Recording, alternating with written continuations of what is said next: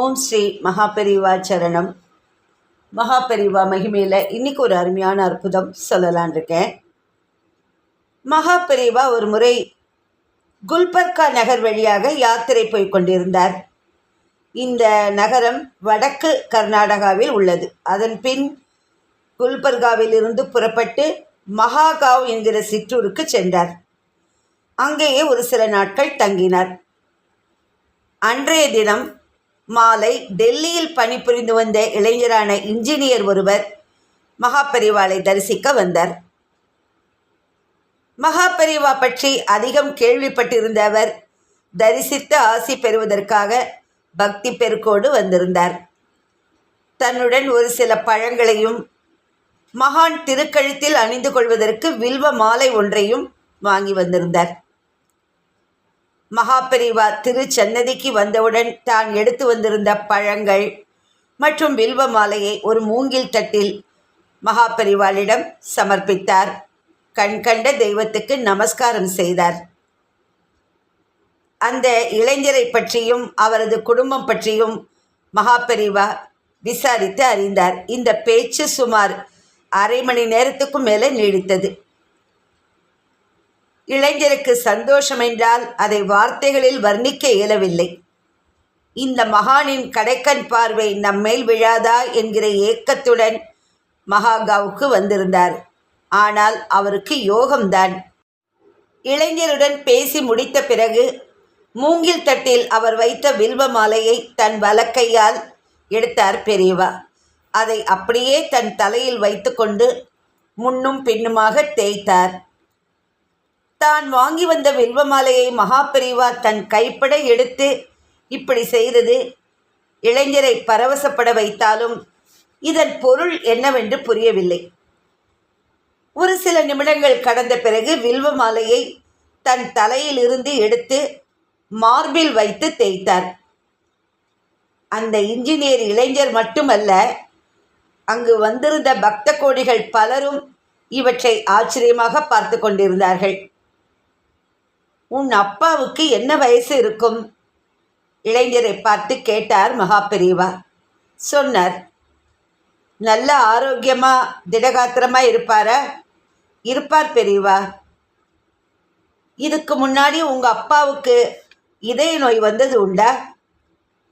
அந்த இளைஞனுக்கு தூக்கி வாரி போட்டது. பெரியவா இப்படி கேட்ட உடனே ஆரம்பத்தில் கேட்ட கேள்விகள் எல்லாம் ஓகே, கடைசியாக கேட்டாரே இதய நோய் வந்தது உண்டா என்று. இல்லை பெரியவா. தன் மார்பில் வெகு நேரம் வைத்துக்கொண்டு ஜபித்த வில்வ மாலையை இளைஞனிடமே கொடுத்தார். பிறகு நீ உடனே டெல்லிக்கு புறப்படு.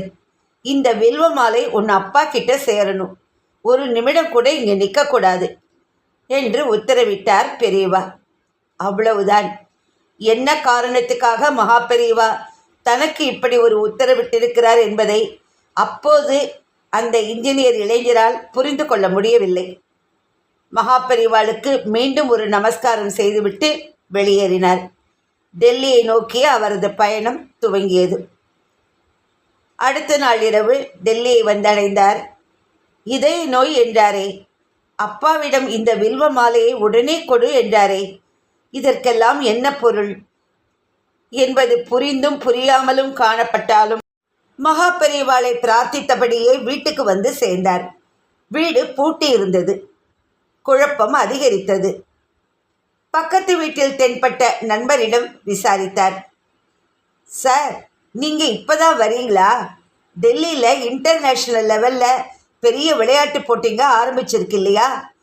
அந்த விளையாட்டுகளை பார்க்கறதுக்கு உங்கள் அப்பா நேத்திக்கு சாயந்தரம் சந்தோஷமாக புறப்பட்டு போயிருக்கார். ஒரு சீட்டில் உட்காந்து விளையாட்டுகளை வேடிக்கை பார்த்துட்டு இருந்திருக்கார். அந்த நேரம் பார்த்து திடீர்னு அவருக்கு நெஞ்சு வலி வந்திருக்கு. தான் உட்கார்ந்துட்டு இருக்கிற சீட்டில் அப்படியே சாஞ்சிட்டார்.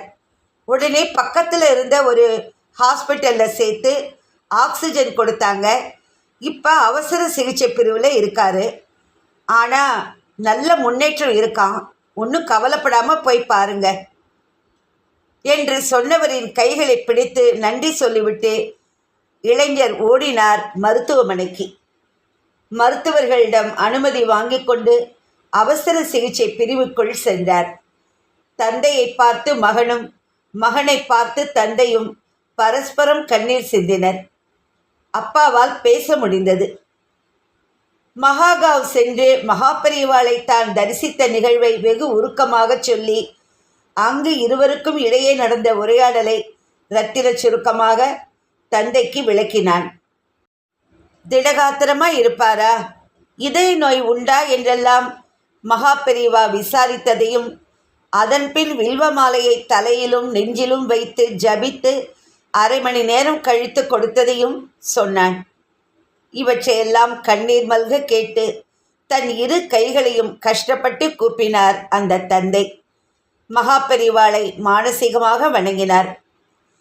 அதன்பின் மகள் தந்த வில்வ மாலையை தன் கண்களில் ஒற்றிக்கொண்டார். நெஞ்சில் அழுத்தி வைத்து கொண்டார். மகாபெரிவாளின் திருக்கரம் பட்டு அவரால் ஆசிர்வதித்து கொடுக்கப்பட்டிருக்கிற இந்த வில்வ மாலையால் மட்டுமே அபாய கட்டத்திலிருந்து தான் மீட்கப்பட்டிருக்கிறோம் என்பது அவருக்கு புரிந்தது. கண்ணீராலேயே மகானுக்கு நன்றி கூறினார். அதன்பின் வந்த ஒரு சில நாட்களில் அவர் முற்றிலும் குணமாகி வீட்டுக்கு அனுப்பப்பட்டார். ரொம்பவே ஒரு அருமையான அற்புதம், மெய்சிலிருக்க வைத்த அற்புதம். இதைத் தொடர்ந்து இன்னொரு அருமையான அனுபவம் சொல்லலான் இருக்கேன். மகாபெரிவா 1950களின் இறுதியில் சென்னை நுங்கம்பாக்கத்தில் முகாமிட்டிருந்தார். பெரியவா வெளியூர்களில் முகாமிட்டிருக்கிற நாட்களில் முகாமில் பூஜைகள் செய்து பக்தர்களுக்கு பிரசாதம் வழங்கிய நேரம் போக பக்கத்தில் இருக்கிற பல இடங்களுக்கும் விசிட் செய்வார். கோவில்கள், கோசாலைகள், தன் பக்தர்களது இல்லங்கள், தொழில் நிறுவனங்கள் என்று கிடைக்கிற நேரத்துக்கு ஏற்றாற்போல மகானது உள்ளூர் யாத்திரை அமையும். அதுபோல நுங்கம்பாக்கத்தில் தங்கி இருக்கின்ற போது அன்றைய தினம் சென்னை மவுண்ட் ரோட்டில் இருக்கிற த ஹிந்து நாளிதழ் அலுவலகத்துக்கு மகாபெரிவா செல்வதாக தீர்மானிக்கப்பட்டிருந்தது. நாளிதழ் அலுவலகத்தின் அச்சகம், நிர்வாகம் மற்றும் பல பிரிவுகளில் மகானின் திருப்பாதம் பட வேண்டி சம்பந்தப்பட்ட நிறுவனத்திலிருந்து மகாபெரிவாளுக்கு அழைப்பு விடுக்கப்பட்டிருந்தது. பெரிவாளும் அதை ஏற்றுக்கொண்டு அன்றைய தினம் இரவு வருவதாக தெரிவிக்கப்பட்டிருந்தது. எனவே இரவு 8 மணிக்கு நுங்கம்பாக்கம் முகாமில் இருந்து ஸ்ரீமடத்து சிப்பந்திகளும் ஒரு சில பக்தர்களுமாக நட யாத்திரை புறப்பட்டார் மகாபெரிவா. பிரபல ஆன்மீக எழுத்தாளரான பரணிதரனும் இந்த யாத்திரையில் உடன் வந்தார். மகாபெரிவாளின் அத்தியந்த பக்தராக விளங்கி அவர் அனுமதியோடு சில கட்டுரைகளை தான் சார்ந்திருக்கிற விகடன் வார இதழில் எழுதி வந்தார் பரணிதரன். ஜெய ஜெய சங்கர கோஷத்துடன் பக்தர்கள் சென்னையின் பிரதான சாலைகளில் நடந்து மவுண்ட் ரோட்டை அடைந்தபோது மணி சுமார் இரவு 10. அப்போது சென்னையின் லேண்ட்மார்க்கான LIC கட்டடத்தை மகாபெரிவா கடந்து கொண்டிருந்தார். கட்டி முடிக்கப்பட்டு ஒரு சில பூச்சி வேலைகளும் நடந்து கொண்டிருந்த நேரம் அது. உயரமான இந்த கட்டடத்தை பார்த்தவுடன் மகாபெரிவா அப்படியே நின்று அண்ணாந்து பில்டிங்கை பார்த்தார். மகாபெரிவாளுக்கு அன்றைக்கு கைங்கரியம் செய்து கொண்டிருந்த கண்ணன் என்ற பக்தர், பெரிவா, இதுதான் LIC பில்டிங், மெட்ராஸுக்கு புதுசாக வந்திருக்கு, ஊர்லேயே ரொம்ப ஒசரமான கட்டடம் என்றார். பில்டிங்கில் இருந்து தன் பார்வையை எடுத்துவிட்டு பக்கத்தில் நின்றிருந்த பரணிதரனை பார்த்து, இதில் மொத்தம் எத்தனை மாடிகள் இருக்கு என்று கேட்டார் மகாபெரிவா. பெரியவா ஒரு கேள்வி கேட்டால் அதற்கு சரியாக பதில் தெரிந்தால் மட்டுமே சொல்ல வேண்டும், இல்லை என்றால் தெரியாது என்று ஒப்புக்கொள்ள வேண்டும். மகாபெரிவாளின் அத்தியந்த பக்தர்கள் எந்த ஒரு வேளையிலும் தெரியாத விஷயத்தை தெரிந்தது போல காட்டிக்கொள்ள மாட்டார்கள். ஆகையால் பரணிதரனும் தெரிந்தது போல இத்தனை மாடிகள் என்று சொல்லிவிடக்கூடாது என்று தீர்மானித்து மகாபெரிவாளை பார்த்து சரியாக தெரியாது என்றார். சரி, எத்தனை மாடிகள் இருக்குன்னு எண்ணி பார்த்துட்டு வா என்று பரணிதரனை பார்த்து சொல்லிவிட்டு விறுவிறுவென்று நாளிதழ் அலுவலகத்தை நோக்கி நடக்க ஆரம்பித்து விட்டார் பெரியவா. மகாபெரிவாளை தொடர்ந்து சிப்பந்திகளும் பக்தர்களும் நடக்க ஆரம்பித்தனர். பரணிதரன் அங்கேயே நின்று எல்ஐசி கட்டடத்தில் எத்தனை மாடிகள் இருக்கின்றன என்று எண்ணி பார்த்து கொண்டிருந்தார். 6, 7, 8 என்று மாடிகளை எண்ணிக்கொண்டிருக்கும் போது எந்த தளம் வரை கணக்கில் எடுத்துக்கொண்டோம் என்கிற சந்தேகம் பரணிதரனுக்கு திடீரென்று வந்துவிடும். உடனே என்ன பண்ணுவார் தெரியுமா? மீண்டும் கீழிருந்து எண்ண ஆரம்பிப்பார். இந்த முறை 10 மாடிகளை தாண்டும் போது ஒரு சந்தேகம் வந்துவிடும். மீண்டும் எண்ணுவது தொடரும். ஒரு மாதிரி எண்ணி முடித்துவிட்டு மகாபெரிவா சென்று கொண்டிருக்கிற திசையை நோக்கி ஓட ஆரம்பித்தார். அதற்குள் மகாபெரிவா வெலிங்டன் டாக்கீஸ் வரை சென்று விட்டிருந்தார். மகாபெரிவாளை அடைந்து அவருக்கு முன்னால் மூச்சிறைக்க நின்றார் பரணிதரன். எண்ணி முடிச்சிட்டியா? பரணிதரனை பார்த்து மகாபெரிவா கேட்டார். முடிச்சிட்டேன் பெரியவா. மெல்ல ஆஸ்வாசப்படுத்தி கொண்டு நிதானத்துக்கு வந்திருந்தார் பரணிதரன். எத்தனை மாடிகள்? 14 மாடிகள் பெரியவா. மகாபெரிவா சிரித்தார். 14 மாடிகளா? அப்படின்னா இந்த வாரம் வந்த விகடன் மேலட்டையில் இதை ஓவியமாக போட்டிருக்கா. அந்த ஓவியத்தை பார்த்தா எல்ஐசி கட்டடத்துக்கு 18 கோடுகள் போட்டிருக்கு. நீ இன்னும் பார்க்கலையோ? இப்படி பெரியவா கேட்க பரணிதரனுக்கு தூக்கி வாரி போட்டது.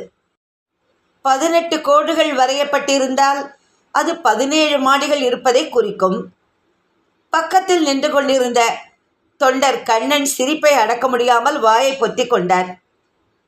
மேல் அட்டையில் வந்த ஓவியத்தில் எத்தனை மாடிகள் இருக்குன்னு நான் எண்ணி பார்க்கல பெரியவா, ரொம்ப பவ்யமாக தெரிவித்தார் பரணிதரன். பரவாயில்ல, அப்புறமா அட்டை படத்தில் எண்ணிப்பாரு. இப்படி சொல்லி சிரித்தபடி நகர ஆரம்பித்து விட்டார் நாளிதழ் அலுவலகத்தை நோக்கி மகாபெரிவா. அந்த வார இதழில் ஒரு முக்கிய பொறுப்பில் இருந்த பரணிதரனுக்கு இந்த அதிர்ச்சியிலிருந்து மீள முடியவில்லை.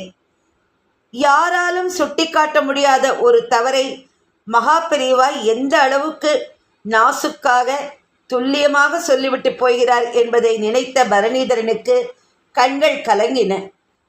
ஒரு பத்திரிகையை வாங்கி புரட்டும்போது அதில் பிரசுரமாகி இருக்கிற செய்திகளை படிப்பதில் ஆகட்டும், படங்களை பார்த்ததில் ஆகட்டும், ஒரு சாதாரண வாசகருக்கும் மகாபெரிவாளுக்கும் எத்தனை வித்தியாசம் இருக்கிறது என்று எண்ணி எண்ணி வியந்தார் பரணிதரன். அந்த வாரத்தில் விகடன் மேலட்டையில் எல்ஐசி ஓவியம் வரையப்பட்டு அது தொடர்பான ஒரு நகைச்சுவை பிரசுரம் செய்யப்பட்டிருந்தது. இந்த நகைச்சுவையை எழுதியவர் பரணிதரன், இதற்கு ஓவியம் வரைந்தவர் கோபுலு. எந்த ஒரு பத்திரிகை ஆகட்டும், மேல் அட்டையில் ஒரு நகைச்சுவை வெளியிடப்பட்டிருந்தால் சிலர் அதை படித்து சிரித்துவிட்டு உள்பக்கங்களை புரட்டியிருப்பார்கள். ஆனால் மேல் அட்டை நகைச்சுவையை படித்துவிட்டு இந்த கட்டடத்தில் எத்தனை மாடிகள் வரையப்பட்டிருக்கின்றன என்று எத்தனை பேர் பொறுமையாக எண்ணி பார்ப்பார்கள் மகாபெரிவாளை தவிர?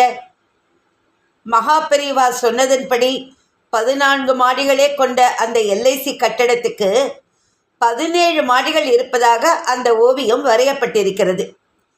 இந்த தவறை ஜோக் எழுதிய பரணிதரனும் கவனிக்கவில்லை, படம் வரைந்த கோபுலுவும் கவனிக்கவில்லை. எதையும் ஆராய்ந்து நோக்கும் அற்புதமான ஆற்றலும் சக்தியும் நிரம்ப பெற்றவர் மகாபெரிவா. அந்த மகானின் பரிபூர்ண பார்வை பட்டுவிட்டாலே போதும், சம்பந்தப்பட்டவர்களின் வாழ்வில் ஆனந்தமே மேலோங்கும். இந்த அனுபவத்தில் அந்த 14 மாடி கட்டட எல்ஐசி கட்டடத்தோட அதை பற்றிய ஜோக் எழுதிய அட்டைப்பட ஜோக் எழுதிய பரணிதரனும் இதை கவனிக்கலை, ஓவியரும் கவனிக்கலை அந்த 18 கோடு போட்டிருக்கிறது. ஆனால் மகாபெரிவா எப்பேற்பட்ட ஒரு observing power, minute observing power, சின்ன சின்ன விஷயங்களை கூட பெரியவா கவனிக்கிறாங்கிறது இதிலேருந்து நமக்கு தெரிகிறது. ரொம்ப ஒரு அருமையான அனுபவம். ஹரஹர சங்கர ஜெய ஜெயசங்கர, ஹரஹர சங்கர ஜெய ஜெயசங்கர. ஓம் ஸ்ரீ மகாபெரிவா சரணம். நமஸ்காரம்.